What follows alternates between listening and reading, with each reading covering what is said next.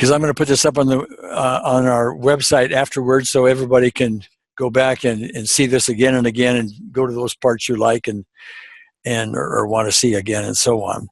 So we're recording for that purpose. Now, the other thing I have to mention here is that while we're going to be talking to Suzanne Giesemann a lot, once in a while things come up, of a therapy nature, and I have no idea if some of these topics are going to trigger anybody here. There's just no way for me to know. So everybody here must take care of themselves. If some discussion happens to trigger you in some fashion, please get off the webinar, go back to the recording sometime later where you can stop and start whenever is good for you. But you must take care of yourself. We can't be responsible for anything that would happen. Now let me see. First of all, my co-host Sherry Baker will unmute Sherry. Sherry, say hello. Hello. Hi. There you are. Okay. For those of you who don't know Sherry is the director of our Gary Craig EFT Training Center in the English language. She's my co-host for these webinars. She's my own personal mentor in the spiritual realm. She runs our certification program. Is that Jean? Yes. Yes. Are you Jean Hall? Yes. Okay, good. Jeannie. Jeannie. Okay. All right. Well, I think I want to do this before I bring on Suzanne's waiting for us. Okay. But you are a client of Suzanne's, correct? Yes. All right. And you agreed to come on and talk about your experience and so on. So why don't you do that?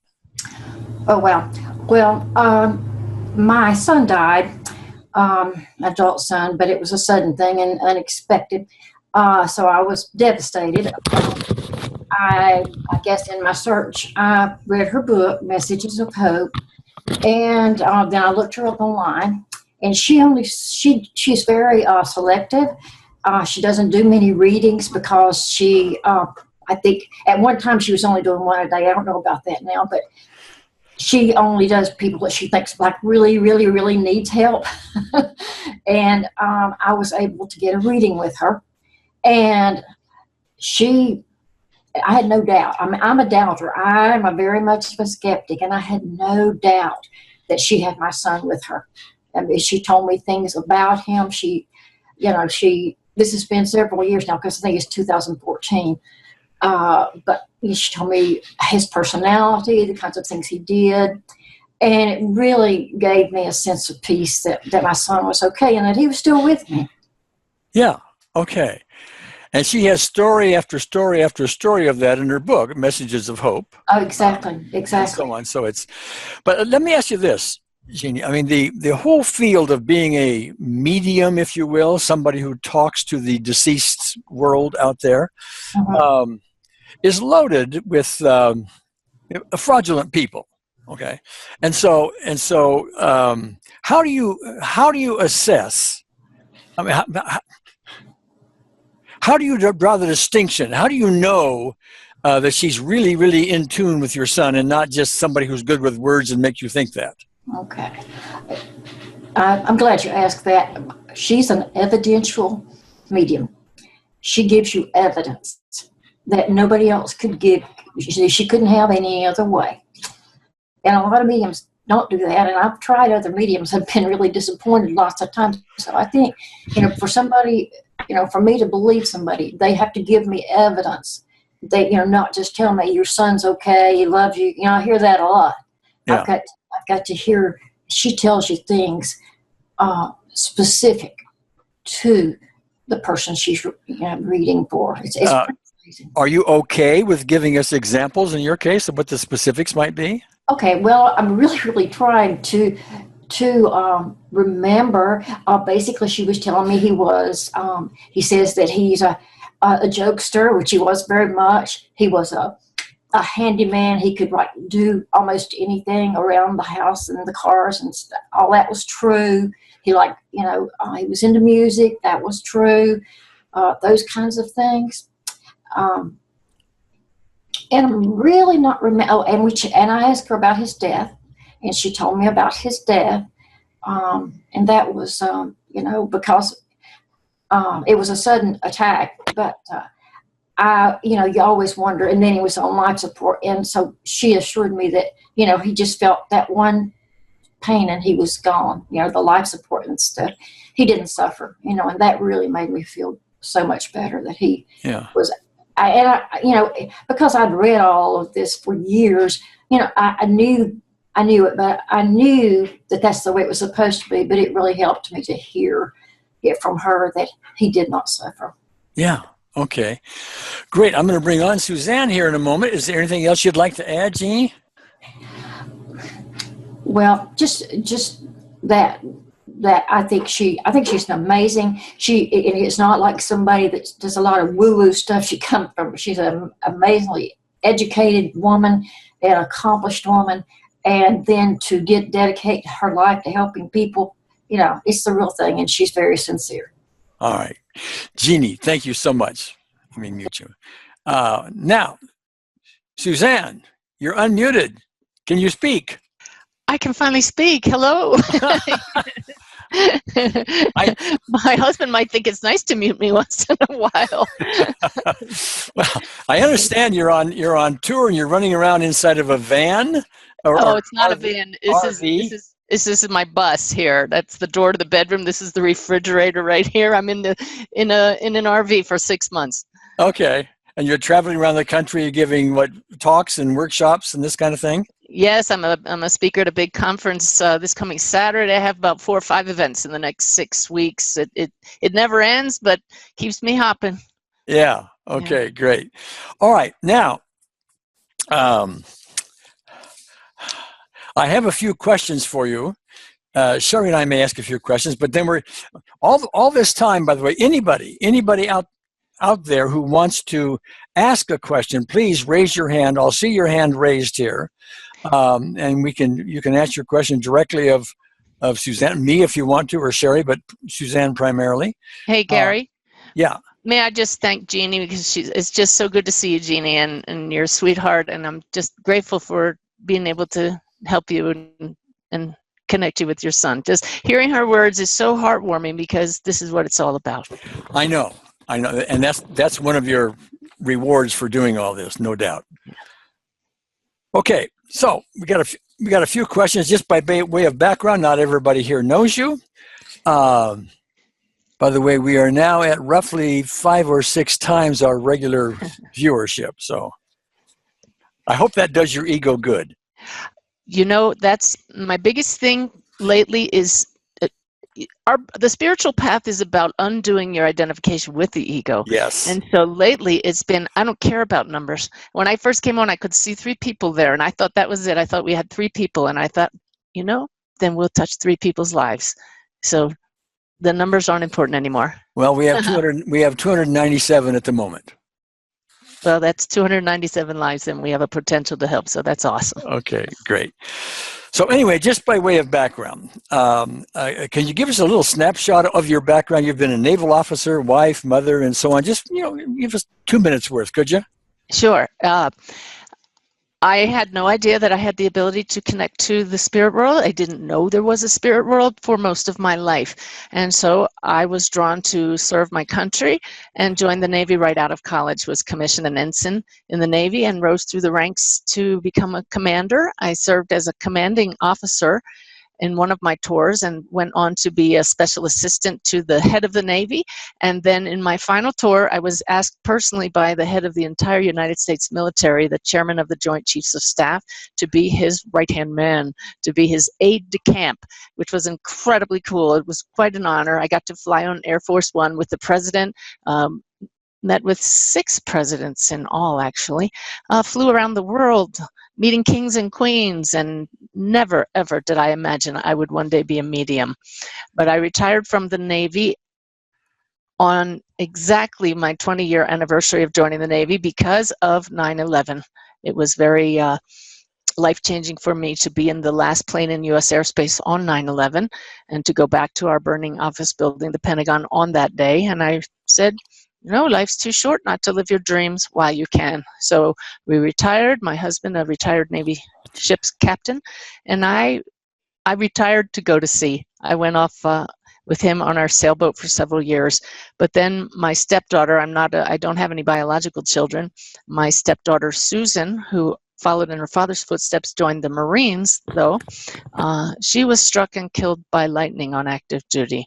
And that's what started me down this path. So many people listening, I'm sure, have had some kind of personal wake-up call that made you take another look at this life and ask those questions like, what's it all about? And I did that, and it led me to discover the greater reality, and then big surprise that I can connect with it. And I fully credit my Navy discipline, my commitment, my sense of mission to helping me dive head on into this work, and it's my life now. Completely has taken over our life, but in a good way, because it's another form of service. Well, yeah, and your stepdaughter, died in this tragic way. She was also pregnant at the time, if I remember the story correctly. That's right. Yeah. Okay. Lots of grief, understandably. And the way I've put it here, at least in my question, is how did you begin hearing from Susan? How did you begin to connect with her? Well, I had been interested for many years in mediumship. I thought it was fascinating. Is there really a greater reality? Are these people really communicating with people who have died? But I didn't have anybody on the other side that I wanted to hear from. But when Susan passed, that was it. I needed to know if she was still alive. And so I didn't want to rely on a medium, because you're right, there are fraudulent people out there, and I didn't want to drag my husband to see a medium if we got somebody that was a charlatan. So I said, well, I'm going to connect with her myself if this is real. So the very week that she died, I began meditating or sitting in the silence, thinking, all right, if there's this world out there, I'm going to connect with it. And I didn't hear from Susan for a long time. I don't even remember the first time I heard from her. I'm going to have to ask in meditation when that was, but it was easily a year or more. But she was sending us signs right from the beginning, and that's what kept me going. But it's that practice of sitting quietly with the intent of connecting with the spirit world that opened me up to other people's loved ones, not just Susan. Well, the interesting thing there's a parallel between what you're doing and what we're doing here. You are focusing on communicating with individually deceased people. We are focusing on connecting with a spiritual presence within. We call it the unseen therapist. And our focus is on, let's bring that into healing ourselves, right? Emotionally, physically, and so on. So in a way, we're doing the same things. We have a little different focus. Do you see it that way? Oh, absolutely. And that's why I'm thrilled that you are entertaining a medium today in the subject, because the mediumship is really, Gary, I don't know what percentage of my work it is, but I have tapped into that greater reality because all of us can, because we are an expression of that healer within. We are that source that flows through all of us. The greatest thing that I've learned from sitting in the silence for 11 years now is who we are, the light. And so the mediumship is this much of my work. The rest of it is teaching, doing workshops, helping people to learn to connect to that source themselves. Everything happens by intent. So if I want to connect with a loved one who's passed, that's an intent to do that. If I want to bring in healing powers, that's an intent that does that. If I want to connect to guides, that opens it up even to another aspect of consciousness. So there are many aspects of this, but it's all the source. Yes, which we sometimes refer to as the oneness, and our unseen therapist is a representative of the oneness. And these are things you and I haven't really discussed directly, but I'd love to have your view on it, even though it may conflict with mine. That's fine. Okay. But I'm of the view that this spiritual realm, the spiritual experience out there, is more real than the human experience. It's almost like the human experience is sort of a a dream, an aside, a diversion from our true reality, which would be the oneness, the spiritual realm, etc. Agree, disagree? Actually, I'm going to just put it differently.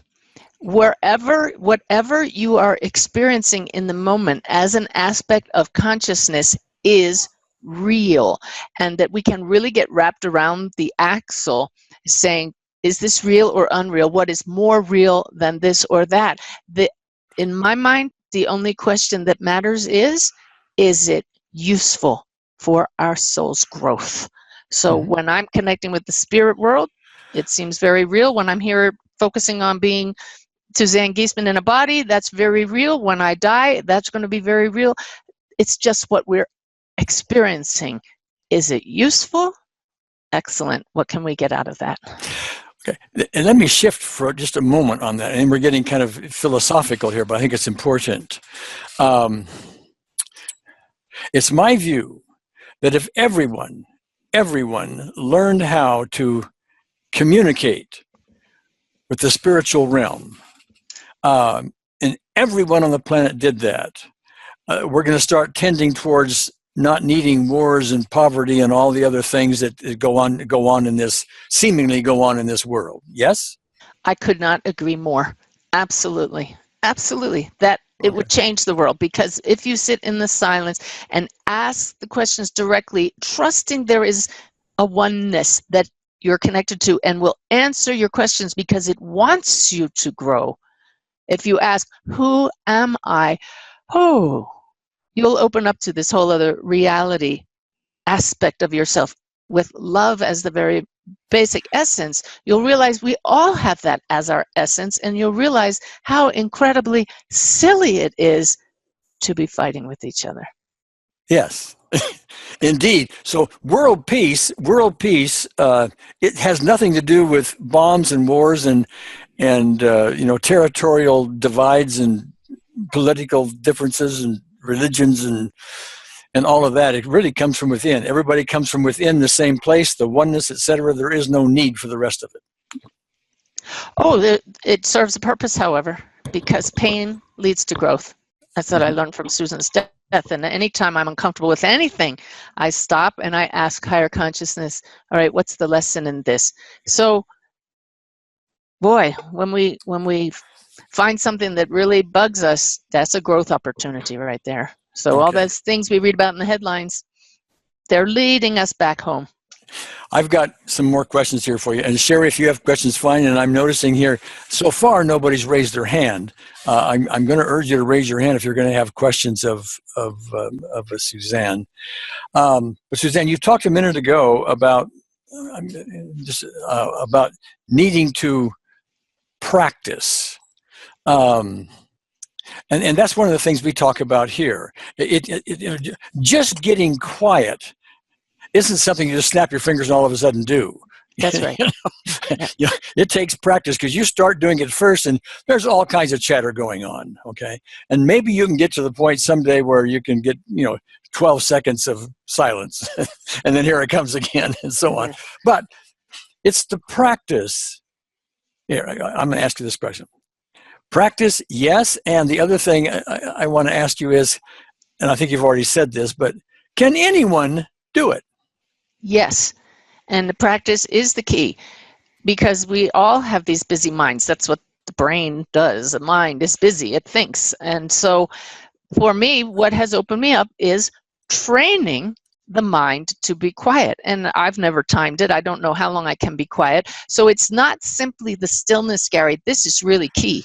It's focus. So you can have a busy mind, but if it's focused on one thing, then it starts to quiet and you can hold that focus. I was thinking this morning about why it is tiring to do readings. And Jeannie said, I only do one a day. Wow, I'm up to 2 a day now. I spread them way apart. And the reason for that is because I sit for 45 minutes to 1 hour with a sitter. That's what we call a client in this work. And for 45 minutes to 1 hour, it is intense focus, not worrying about my to-do list or what comes next, or is this going well, or am I doing this right? It's focus on what is present, withholding that intent. And that's training.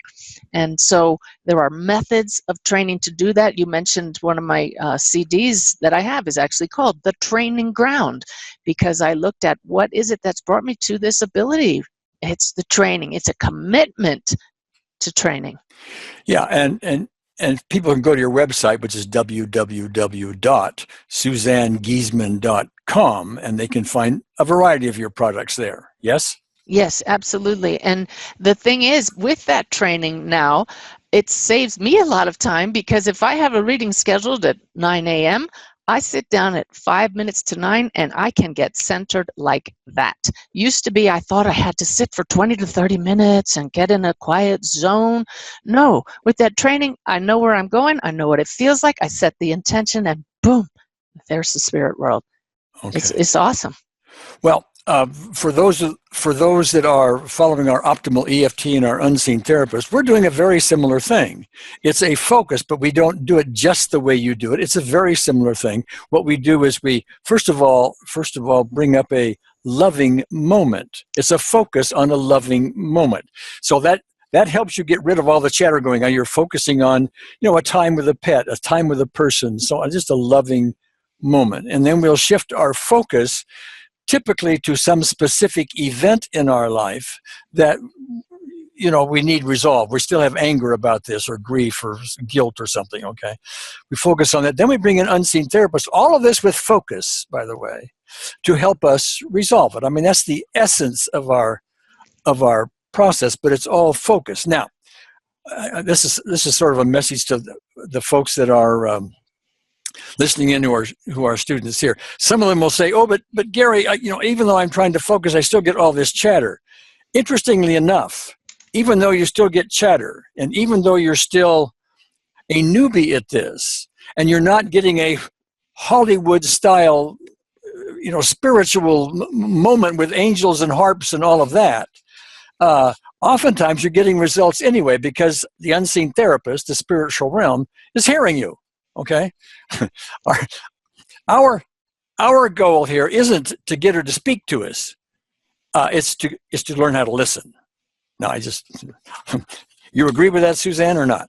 Absolutely. And if I don't know how deep you want to get, but I know that that unseen therapist is a higher aspect of all of us. It's one continuous spectrum of consciousness, and these are the things that you come to learn. And I love your method.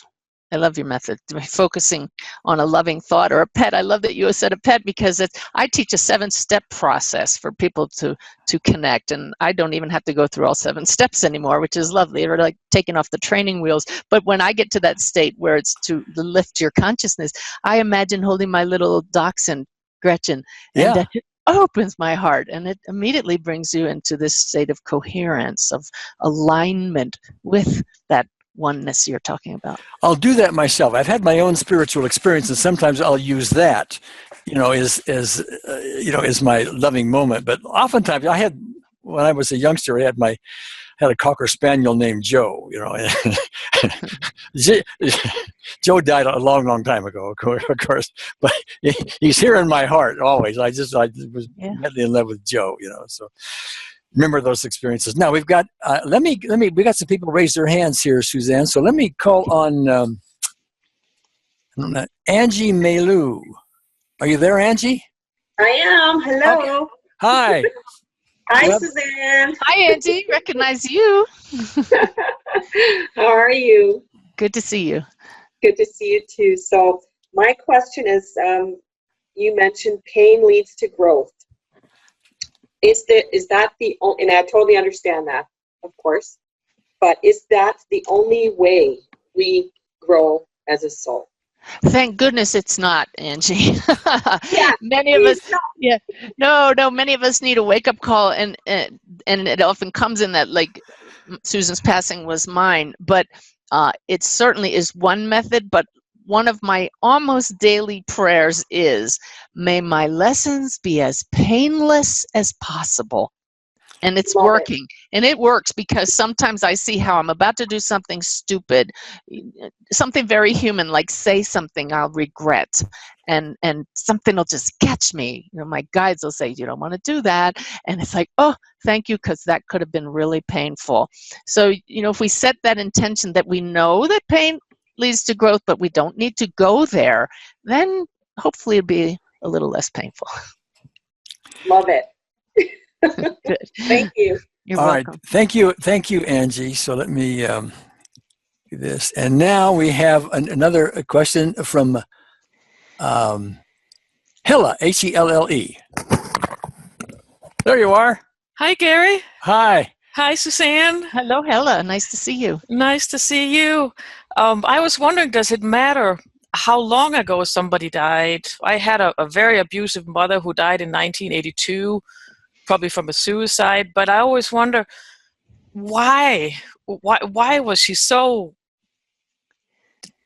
What was the point of all that tragedy that we had to go through? Yeah. I have brought through people who passed 50, 60 years ago. And I set the intent when I sit with a client, a sitter, that the greater good be served. So if there is healing and growth to be had on either side of the veil, we can connect with that aspect of consciousness. People often ask about, well, what if they've reincarnated? My understanding, what I've been taught from the other side, is that that aspect that incarnated as your loved one will always remain and be accessible because it's still part of a soul. It's not all or nothing. So length of time for me has not made a difference. Wonderful. Great. I'll try to find you. Thank you. All right. Thanks, Hella. Gary, I need to put a little note out there that unfortunately I have a very long waiting list. It's into years now, but sometimes some people in emergency sessions get seen before others, and I also have mediums now who I truly recommend because I trust them to work like I do. Yeah, one of the features of being in front of an audience like this is a number of people are going to want to get your services. There's only one of you, so. Yep. And you do have a husband, right? That's right. And only 1 or 2 readings a day when I'm not on the road. It's challenging, but that's why I'm happy to have tools to help people learn to connect by themselves. That's the goal. It's like, teach a person to fish rather than give them a fish. So. Yeah. Yeah, and that's a lot of people, come to me thinking I have the answer to their problem. It's like I'm going to fix them because I have experiences in this field and so on. And while, yes, I may be able to help, but the ultimate answer is they need to do this themselves. That's what they need to do. Need to learn that. So. Yes, I just need to tell you that somebody just reached out the other day and they said, I've had 4 excellent readings with mediums, but I feel that a reading with Suzanne is going to be the one that finally gets me out of my grief. And it just doesn't work like that, It's you find answers within. What a good reading does is shows people there is a greater reality. And that starts you thinking, well, then if that's real, then who am I? And then can I tap into that? It's so much more than just connecting with loved ones. It's what does that mean for all of us? We are also souls right here, right now. Yes. Excellent. Well said. Okay. So next questioner is Kathleen. Kathleen, you are unmuted. Go ahead. Hi, Gary. Hi, Suzanne. Hi, Kathleen. Can you hear me? Yep. Okay, great. Gary, I just wanted to take this moment to thank you so much for all your great work. I just wanted to put that out there. I totally appreciate it. Suzanne, I have a very good friend who can speak with the dead, and go up and down the dimensions.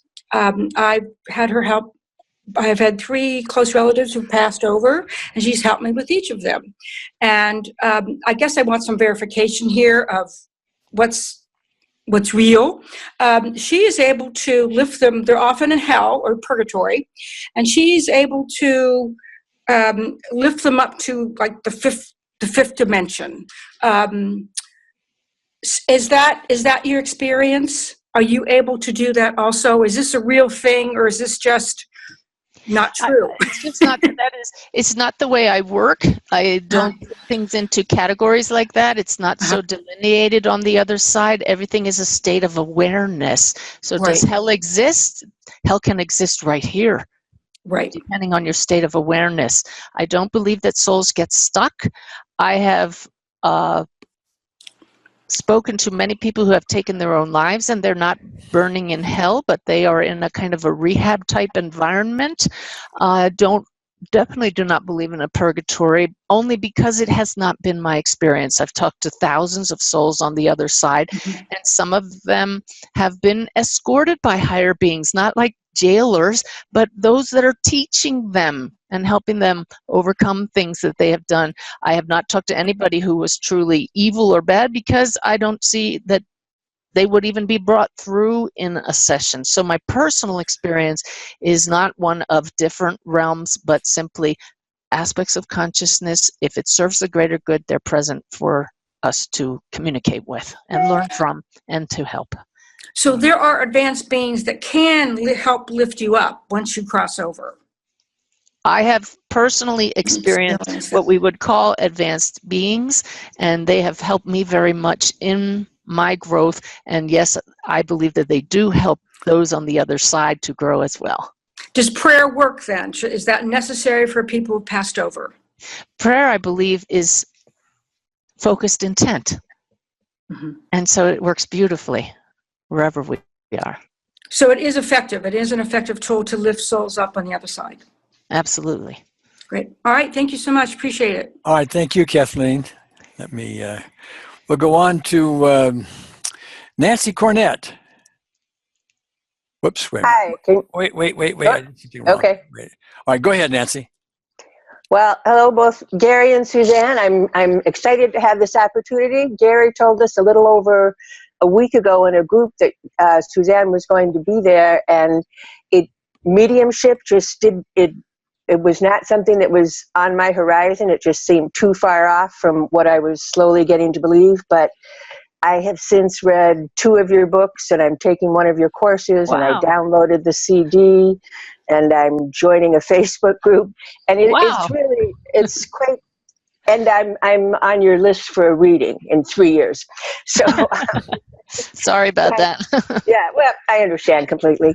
And I figure if I don't do it now, then 3 years will come and I'll say, well, shoot, if I'd done it then, maybe I could have had a reading today. And I wanted to ask or just mention for those other folks in the class who are wondering how much of a connection there is between what you do and what we do in this class, the OEFT. I found it to be, once I started practicing, to be a really strong connection. And as a past educator, I found that it is harder to teach somebody something if you just get it. If it is just totally natural and someone says, how do you do it? And you say, well, you just do it.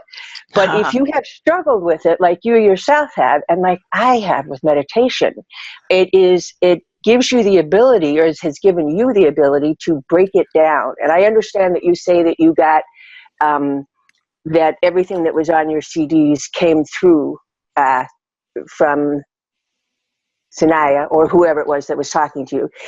However, it's amazing to me how much it has helped me. And I cannot tell you how many classes I've taken and hours I've spent and systems I've tried. But once I got your CD, and I think I've listened to it 4 or 5 times now, each time it is just it adds so much. Wow. And the last time I ran in and told my husband, it's the best session I've ever had of that. And I realized that I just quit thinking about mediumship and just realized that you have given us a lot of wonderful tools to connect with our spirit side. And in this class, we speak specifically about unseen therapist, who is just one more thing over in the spirit side. So using your tools to get there has been great for me in OEFT and unseen therapist and whatever else I might run along. So I just gave a little commercial. I hope that wasn't quite a question, but I think people who struggle with trying to get there I believe, will find your system so very useful, just broken down very nicely. The music in the background, what is that company that you're working with on that? That's the you're talking about the HemiSync. Hemispheric Yes. synchronization, the HemiSync CDs have had great feedback, and I love it. I love that, Gary, you have a system and I have a system. They're all tools, and they will help different people in different ways. But you're right. I went and was participating in a psychic workshop for an organization. I normally don't focus on psychic work. Mediumship is another level higher, not better, just different focus. But I stood up there and I said, okay, now here is a technique how to do it. And everybody in the audience, they sat up, they pulled out their notebooks, because you're right. So many times people who already can connect, they say, well, you just do it. And for me, with my military background, not having been versed in this, that wasn't going to cut it for me. I needed a process. And so there are many processes, many tools, but this one has seemed to really click with people. And I have it in my online course called Making the Connection. It's in the HemiSync CDs, and it's how to fish. Okay, and I did actually have a question. When I am in a really good place in meditating and feel like I'm connecting with whatever, I realize that I've got a constantly moving visual that is almost like undulating waves, and there are bright colors and darkness. It's almost like a psychedelic experience. And I started wondering, is that a normal thing? It's great fun. I mean, I feel like I'm sort of swimming on the music and the waves, and it's wonderful. But I don't know, is that anything like you experienced? Have you ever heard that? I've had moments of that, and it's fascinating. I think that's your current phase, and that will change to other things. I want to caution everybody not to expect the bells and whistles every time. This is a training ground, and you're having great experiences, Nancy. That'll keep you coming back for more. What is your ultimate goal is the point, not just to have this gee whiz experience. But I love that you mentioned that it's like a psychedelic experience. I've read a lot about people who use hallucinogens and get to the same place, but I think, these shortcuts don't come with this overwhelming love that bursts forth within us when we do it the natural way. And that's when we really get the sense of connection with the oneness, which is really the ultimate goal for me anytime I sit. And those feelings of love and such that I'm experiencing, more greater feelings like that, are sort of swimming with me over those things. It's a love that comes out. And I hear people talk about certain colors, certain sounds have certain colors. Oh, this may be good. What I'm doing now helps me to see why people are connecting things that don't seem to, like a sound isn't necessarily a color, and a feeling isn't necessarily a movement and colors. But I think what I'm learning here is teaching me that they do overlap more. I don't know if that makes any sense, but it does to me. So I was laughing when you talked about the waves, because when I first began sitting in the silence, sitting in the power, as I call it, we were living on our sailboat, and I would be sitting in meditation, and I'd come out of it and I'd say to my husband, Ty, did some boat go by and wake us, make the boat rock while I was back there? Because I was rocking with the waves. And he said, no, we've been perfectly still.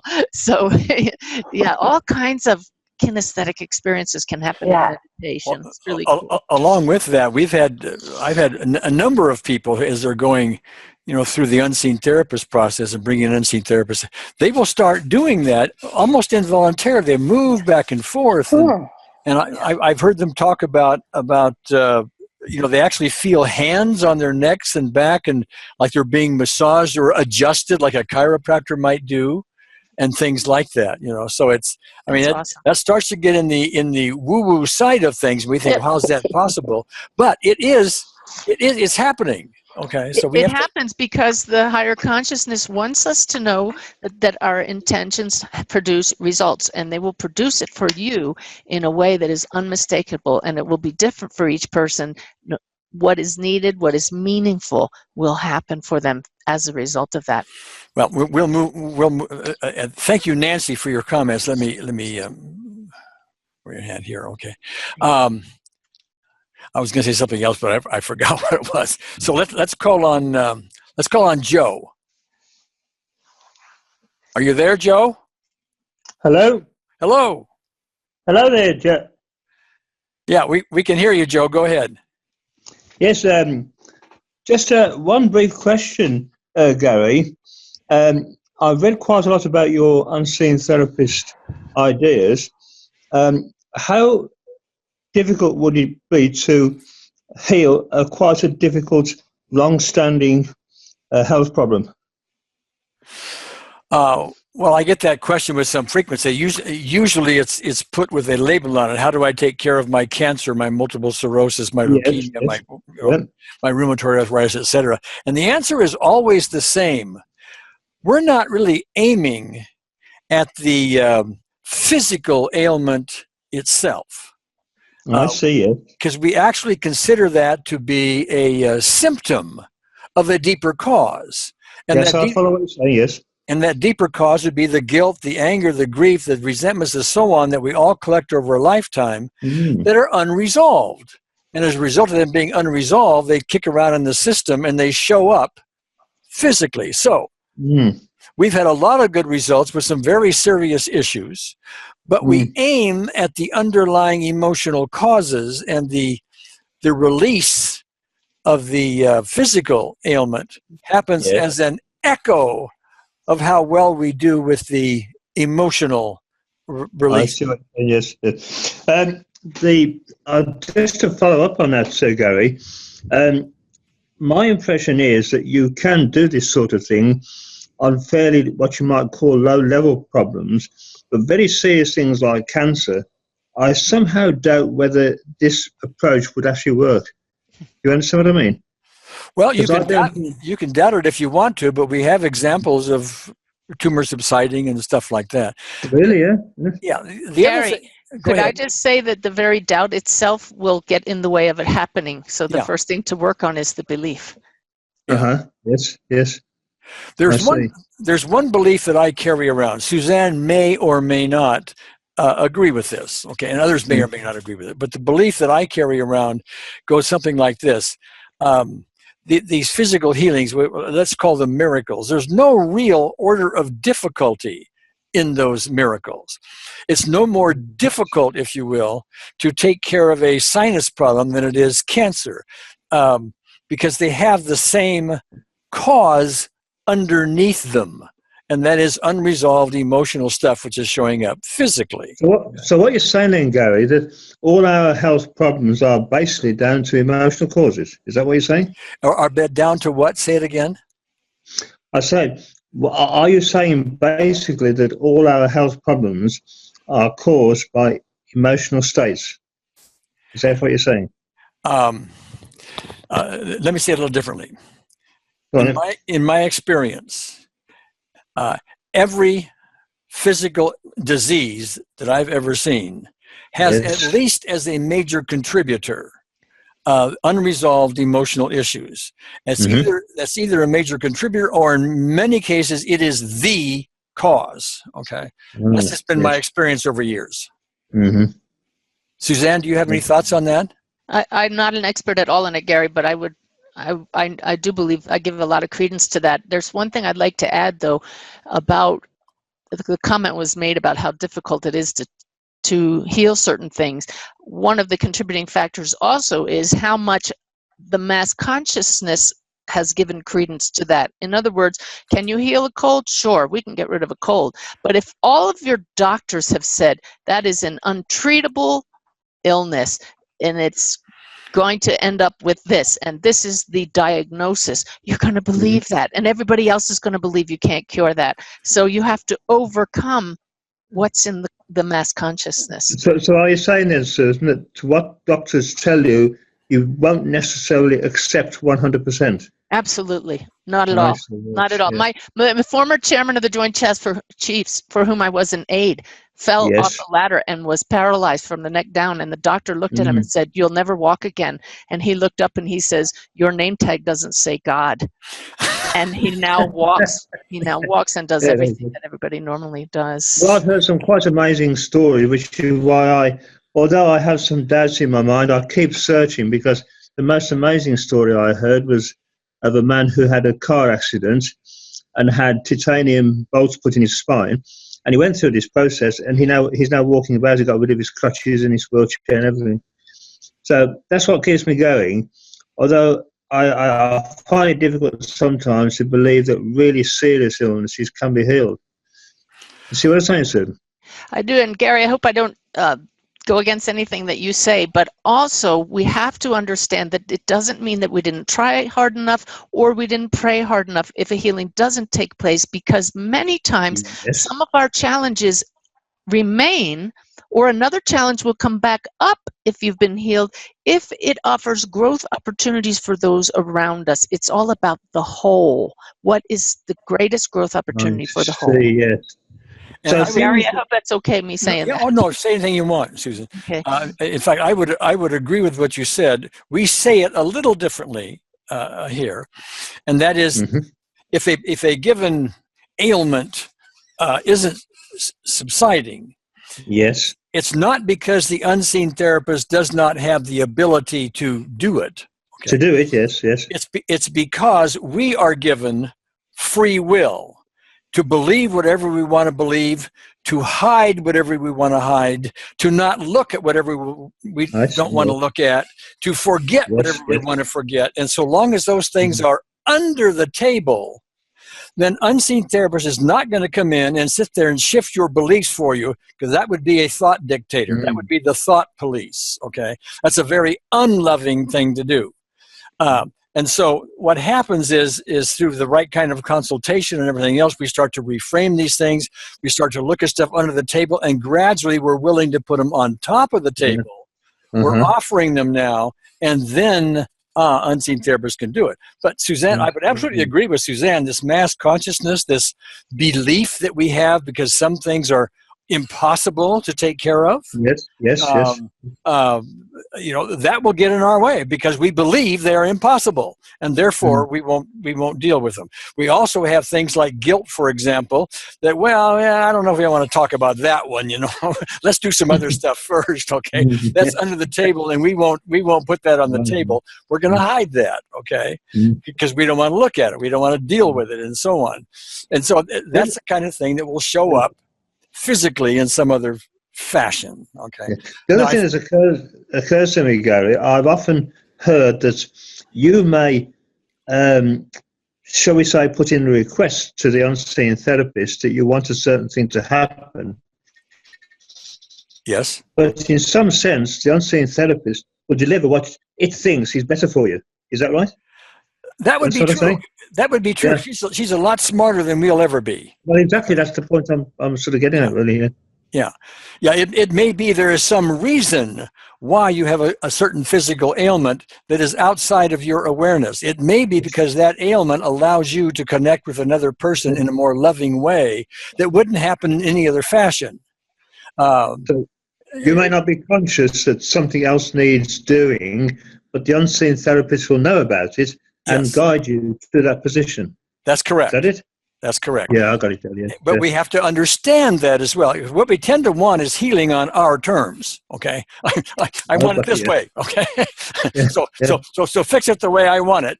And if she doesn't, then she's not doing her job or something. But that's really not. So if you ask for some help and it doesn't necessarily happen, it doesn't mean to say that you failed. No, it doesn't mean that at all. Yes, I see what you're saying there, yes. Yeah. Okay. Well, thanks very much, Gary. Right. That's cleared up 2 questions for me. Thanks very much. Thanks, Joe. Okay, now let me see. Susan. Wait. I'm sorry. Wait a minute. Susan, yes. Hello. Hi. Hi. Suzanne, my sister died not very recently, and she was quite afraid or hated to leave everyone. And the thought came to me that we would all be there when she died because a part of us resides in eternity. Your thoughts on that? Wow, that's a whole different twist. As souls, I believe there probably is a reunion like that, but I've never heard it expressed that they would actually see you on the other side with them. Absolutely, I've received many validations that, for example, if I crossed to the other side right after this show, I would be able to see my loved ones still here and interact with them, those who are still here. They just wouldn't interact with me. But I believe that not everybody immediately realizes when you get to the other side, oh, I'm a soul and here's my husband's soul. It's going to be different for each person depending on their level of consciousness when they pass to the other side. Okay, I have one other kind of a crazy question, but it drives me bats. What do you do? What do you do all day in eternity? It just drives me crazy. I would encourage you to go to my website, SuzanneGiesemann.com. Right on the homepage is this free ebook called Awakening. This 12-page download is in there that I got from my guides. They just dictated to me what the other side is like and how it's different for each person. Okay? Good, thank you. All right. All right. All right. Thanks, Susan. Karen Stock. Hello. Can you hear me? Hi. Yes. Go ahead. Okay. Yeah, my question is, I work with unseen therapists a lot, and in the past I have done readings, and what I find is I have the same issue with both. Is when I do healing work with others and when I do readings for others, so it's they always think, oh well, I'm so talented and I'm so good, and I get very good, very clear readings and very fast healings and all that kind of stuff, and that's great and fantastic. But then when I try and do all that for myself, it's all over the place. It just drives me nuts. Sometimes I get clear information for myself. It's quite a process. What I notice now, what has changed in recent times, and that's interesting, I do something else. I focus on something else. I work on something completely else in a healing or a meditation way, and then an answer comes up to a question that I had when I tried to connect, and I tried to do exactly the same thing what I do with other people, and where I get the results, and then I try it and I don't. And now what happens to me is I focus on something else, and for all of a sudden the answers are coming. And it's just kind of, I don't know what to do with that. Do you have any kind of information on that? And I was wondering if we could do for the entire group, somebody could lead that, either you or Susan, for all of us, that we connect with unseen therapists, for everybody to get a better connection. Well, we're not going to do that today. We've done that in other kind of webinars that we do, and we'll focus differently at other times. But for the moment, we're going to focus on Suzanne. So, Suzanne, can you answer her or respond to her question? Yes, the thing that occurred to me as you were speaking, Karen, is you were talking about doing and trying, and that came up several times. Doing, trying, effort. And what I have found is that it seems like that it's become like that. It wasn't like that when I started. Yeah, you have very, the energy is very high with you, and what feels to me that is needed is to surrender and simply become still and set the intention, whatever is supposed to happen for my healing, that it happen. Okay. Okay. Okay. Thank you. All right. Thanks, Karen. Claudine. Yes. Am I on? You are on. Yes, Okay. yes, ma'am. So I'm so grateful that you two have connected. Thank you, Suzanne, for joining Gary's group. And Pleasure. I've known about EFT for years, so I'm just so thrilled that he's brought this combination together today. Yes, yes. And so, yes, thank you. Claudine, if you could move your camera a little bit, we only see you from the. There we go. Great. There? Okay. So I just wanted to acknowledge that what you said, Suzanne, which was essentially that we're all dedicated to raising the consciousness, and we have different modalities and ways to get there. So, certain things will appeal to people at one point in time, and they'll find something else, and that'll help more. As Gary knows, I'm a long-term student and, work with him for years, but I also adore you and your work, Suzanne, and others. But I wanted to, from a medical standpoint, as a medical professional, acknowledge to all of us that diseases are emotionally based. We do understand that in medicine. And what you said, Suzanne, about when a doctor tells you, this is going to kill you, there's no way out. If we believe it, literally, we've experienced it in the medical world, where the person will die exactly in the time frame that was given them. And then they'll have their autopsy, and you'll find that the illness was not there. So it was the mind creating what happened. And that's unfortunately true. And this other gentleman who asked, could cancer be healed or not? As those of us who work with near-death experiencers, Anita Moorjani is a perfect example of someone who also was told she was dying of her cancer, and it was significant physically. But she went into a coma, No, she did die and come back. Yeah. But then when she came back, the tumors disappeared. Now, from a technical standpoint, in medicine, we'd say, we don't understand how that happened. How could that have happened? And yet it did. So that's the perfect proof that the physical manifestation can be cleared by other things. Yep. Dealing with the emotional issues. Yes. Thoughts on that, Suzanne? Well, again, miracles happen for a reason. Yes. And in this case, with Anita Moorjani's healing, she has touched thousands and thousands of lives, opening people's beliefs to what is possible. Yes. So again, if the greater good will be served, that kind of incredible, that's a miracle. There was some kind of intervention from the therapist that you're speaking of, served an incredibly greater good. So Yes. Absolutely. And that's, again, she's here to raise the consciousness and to help us all do the work that we need to do. yes. So we're all very grateful. All right. Thanks, Claudine. Okay. Mhm. Hold on a second. So let me see. Carol Catterall. Oh, there. Are you Carol? Carol. I am, yes. Okay. All right. I think I had it on unmute at my end. Okay. All right. Well, anyway. Hi. Sorry, you want me to carry on? Yes, please do. Okay. This is for Suzanne and yourself. When I go into meditation, I often leave and go up into the universal atmosphere. And I know I've transversed the 4th, 5th, and into the 6th dimension.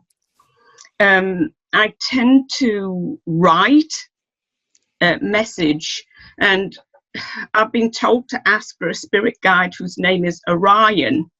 And I ask for Orion, and then I write things down. But it seems a lot of the time as though I'm making it up. Is that what it feels like? Do I go with this and trust it?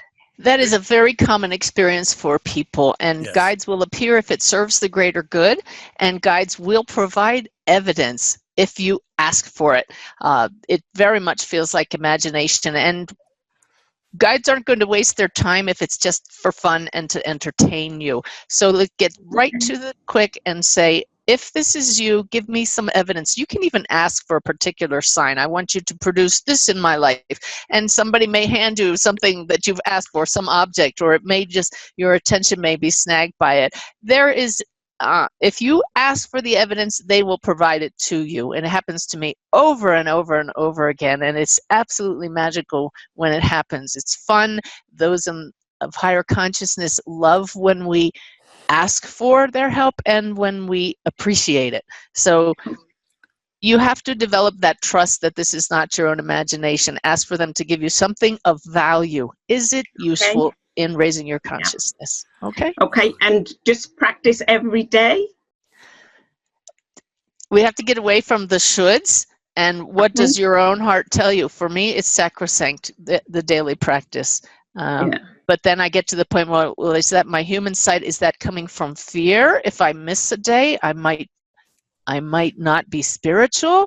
So follow your heart. No, it's that I do practice my meditation, but it's the calling on the spirit guide every day is the same thing. I talk to my guides throughout the day, every day, not because I need their help, but because I know that I'm going to get some higher guidance and it's going to result in more flow in my life. It's an ongoing relationship with higher consciousness. So it's going to be different for each person. And Suzanne, what you're calling guides, we're calling the unseen therapists. But over time, I've had the experience of not asking unseen therapists just for healing purposes. You know, I'm mad at somebody, so let me help me out with that and this kind of thing, or my shoulder hurts or something. But rather, I've used it. I mean, one of my examples is I was looking for my keys to my car for 30, 40 minutes one time, and I couldn't find them. I just sat down and said, where's my keys? And within 30 seconds or a minute, there's my keys. I find them. Okay. Yes. So you could ask unseen therapists, should I buy this cantaloupe or that banana if you want to when you're in the supermarket? What should I say to so-and-so, who I'm having an argument with? Should I or should I not attend the so-and-so meeting or make the phone call or whatever? And you'll get answers to all of that if you're asking and if you really want to hear. Yeah, I feel it now. I feel a yes, and I feel a difference between a yes and a no. So I'm heading in the right direction, I think. And that's practice, and it won't always be absolutely accurate until you get better and better. Okay, that's great. Thank you both. All right, thanks. Hold on here. Suzanne, I want to ask you, the time is going on. We've been here an hour and 10 minutes. Are you okay with more time, or where are you? I'm good. Maybe 20 more minutes or so, Gary. Would that be all right? What I'm seeing here is 1, 2, 3, 4 or 5 more questions. So if we just do the 4 or 5 more questions, and we don't ask for anything more, that should do it, I would hope. I'm like Siri says, I live to serve. All right. All right. Very good. Okay. So, Anna Molina. So if we could ask you to summarize, then what is your main concern? What is your main question? Yeah, I want to know where dimension are they? Are they fine? Are they okay? Because they never tell me that. How do they feel to you? Well, I feel my father is okay because he's always smiling, but I feel my mother is not okay. She had a very horrible death. I told Gary in my email. The biggest thing to understand is that all are surrounded by love. When we pass to the other side, we become aware that love is our very nature. That's our very essence. And that I don't think your mother is stuck, but we all learn at our own rates, and that you personally can help her. You don't even have to speak aloud. All of us can help anybody who's passed. That's what prayer is speaking to higher consciousness. But just open your heart and continue to talk to your mother and say, Mother, you're fine. Look around you and feel the love that surrounds you. I love you. You are loved. Please continue growing in love. And you help others just by sending that intention to them and talking to them. So don't worry about your mom. Just like our loved ones here, we want to make everybody feel good, but we're all on our own soul's path. So our own thoughts and prayers for loved ones are healing in themselves.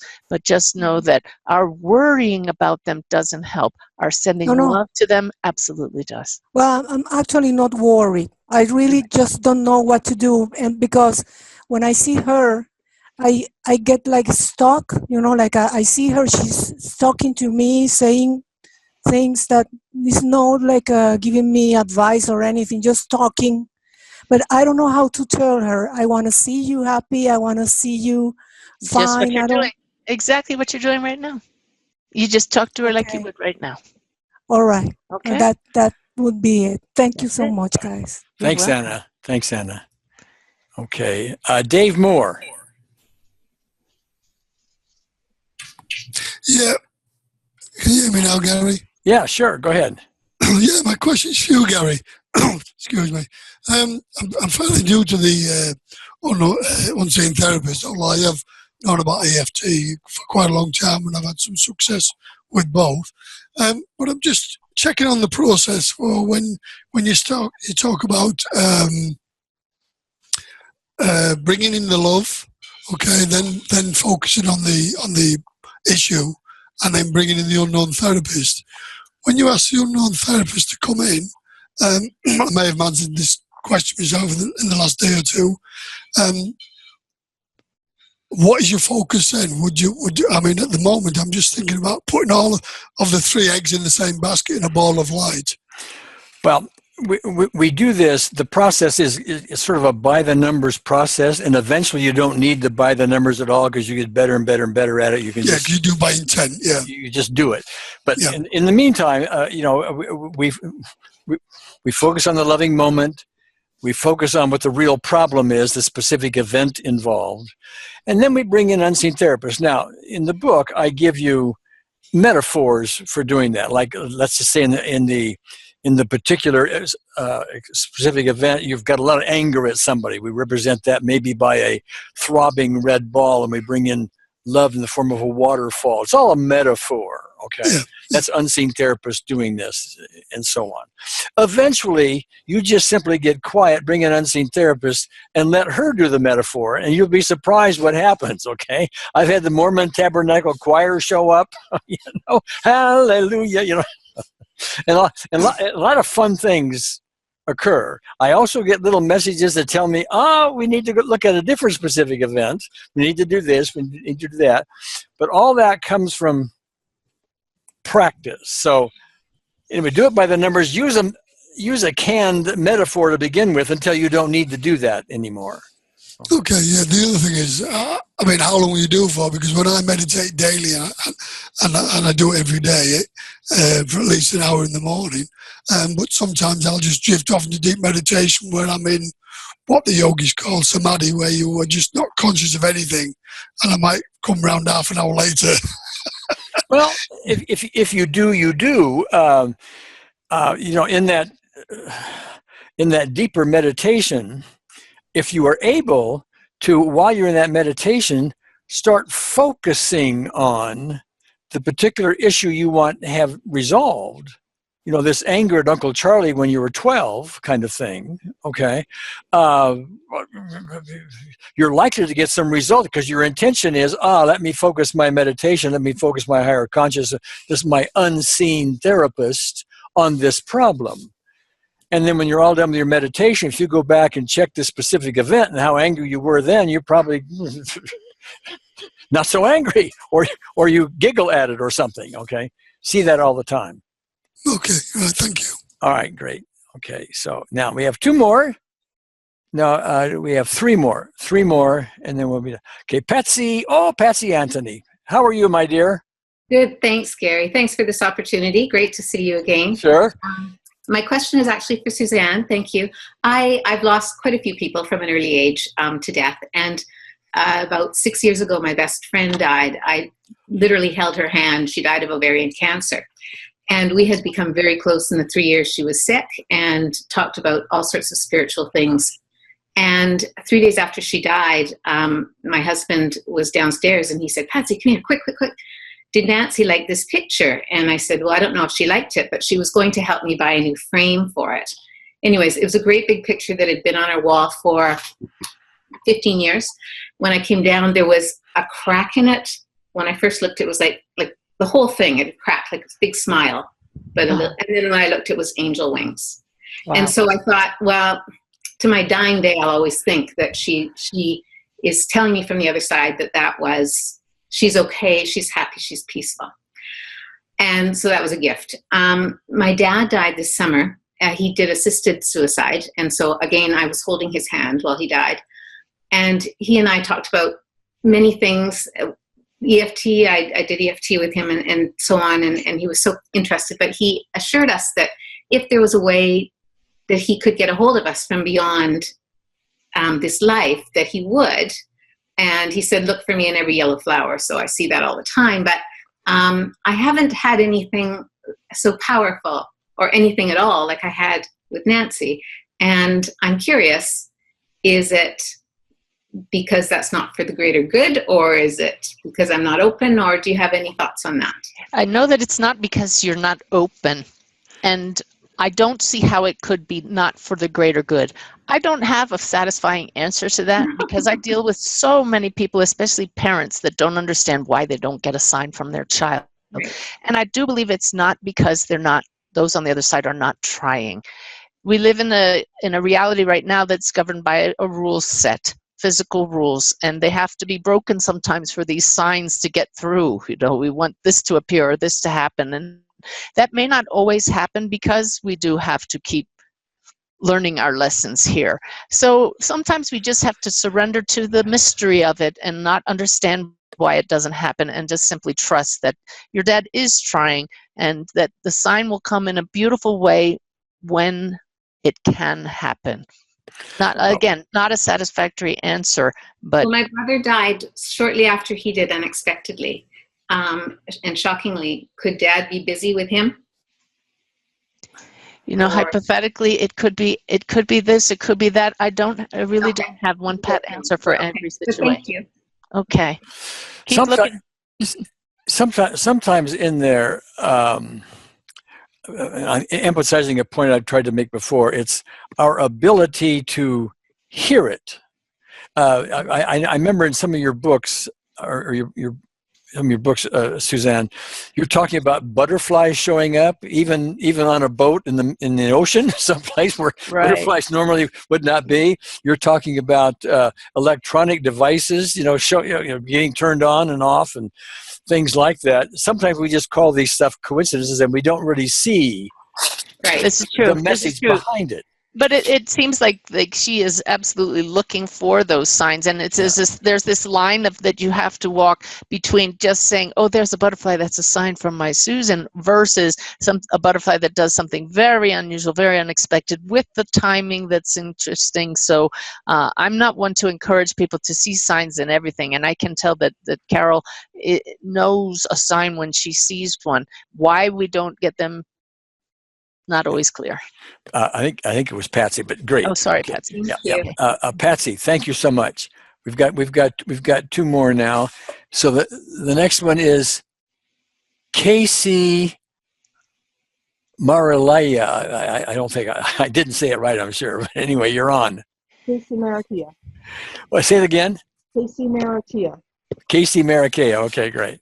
Thank you both for doing this. My question is for Susan. You mentioned earlier to train your brain to be quiet and then focus on one thing. Do you have tips in order to make that happen? My brain doesn't like to stay quiet. Really, it's the tips are in the training with the intention, doing it regularly. My 7-step process is too long to go into here, but it is in several of my classes and included in a booklet that comes, or a PDF with the download with the HemiSync products. It's very similar to many of the things that Gary's talking about, but the intention is the key. Okay. And the repetition. All right. Thanks, Casey. Hold on a second here. Okay, last question is from Joni. Okay, Joni, could you summarize what your main concern is? My concern, I guess my concern is what happens, or what, and maybe you don't know, but what would that be for somebody? I mean, is what happens after death what we believe in? So if a person has no belief in an afterlife, and I have my belief, and seeing my grandparents again, seeing my father again, angels. Yeah. You know, I have my, you know, I can't know, but I just have those. What is evidential for me, if I could interrupt you because I see where you're going now. What is evidential for me is I may not know anything about a person's background, but I can be connecting with, I have a client in front of me and I say, here is your mother. She's showing me that she was Catholic. She's showing me using rosary beads daily. She's showing me that she was met by Jesus and that she's met by love and the angels are there and she is happy. And so she created that for herself. That is her experience on the other side, and it's beautiful. And I didn't know that mom was Catholic. That's the evidential side. Then over here we have a dad who comes through. These are actual experiences I've had in readings. Your dad is showing me that he had no belief in an afterlife whatsoever, but your dad is showing me this symbol that I literally see this. And that means my eyes have been open, and he may not get into specifics. He wouldn't talk about, I haven't had anybody who didn't believe in an afterlife talk about seeing Jesus, for example, but he's saying, I'm still here, and here's my buddy that was here, that's here with me. And here's a really crazy one. I had one man say to me, I'm standing firmly on 2 feet and I'm golfing every day. Now, why would he say that? And his wife tells me, well, golf was his passion, and he had one leg amputated before he passed. So there's the evidence. And this is what this man created for himself. A great environment. Immediately upon passing, he's going to have a very human experience based on his beliefs. Others may bypass all of that completely and just become the light. So each soul is different. What the soul needs for its growth is what will be presented, but they come back no matter what they believed in and say, wow, there's more. So even somebody who, when they die, if this person dies, and they're at this stage that they're at right now with just not believing in anything. They're in for a surprise. My dad believed it was going to be the big black curtain comes down and that's it. And I just laughed and I said, Dad, we'll have a nice talk about that when I meet you over there. Okay. And he has come through to various mediums. I've felt him myself. I ask my own dad for evidence. Dad, I know I feel you here, but you have to tell me something going on in Mom's life right now so that when I say, Mom, I talked to Dad this morning, she's going to know it was you. Okay. And in one example, my dad said, well, ask your mom about her electric curlers. They don't work. Now, what kind of crazy thing is that to hear from a spirit, from my own dad? So I talked to my mom and she says, Susie, I was just cleaning out the closet and I found my old electric curlers, but they don't work. You know, so here's a man who didn't believe in an afterlife and he's still kicking, let me tell you. Yeah. Well, that gives me a lot of comfort because this person is still here, but it gives me a lot of comfort because I think, probably selfishly, I just wanted to believe that I would, when they do go, that I would see them over there. And I was just worried for her, I guess, I just didn't get it. So thank you so much. You're welcome. It helps a lot. All right. Great. All right. And thank you, Joni. Hold on a minute. Let me do this. And Suzanne, that's the last of our questions. I know you've got to go. I am so grateful that you would take time out of your tour and answer the questions and talk to us and let us know, your view of all these things. So beautiful. So beautiful.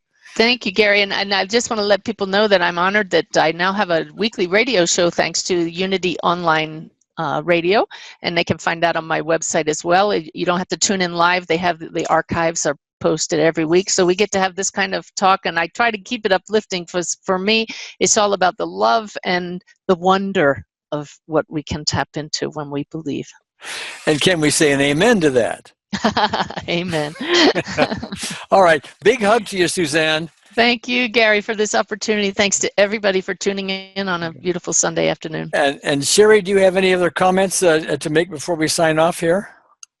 Oh, I have just so enjoyed this. I love spirit communication. And Suzanne, it has been such an honor to be in the presence of someone with so much authenticity and genuineness. I didn't want to take away a moment of your being able to speak and share your wisdom and your experience. And so I thank you so very much. I just loved everything. And Thanks, early on, you said practice is the key. And I said, okay, folks, if we all want to do this, we all have gifts. Practice is the key. Yes, ma'am. Yeah. Thank you for that. Thank you so much. You're welcome. Okay, everybody, we're gonna close down now.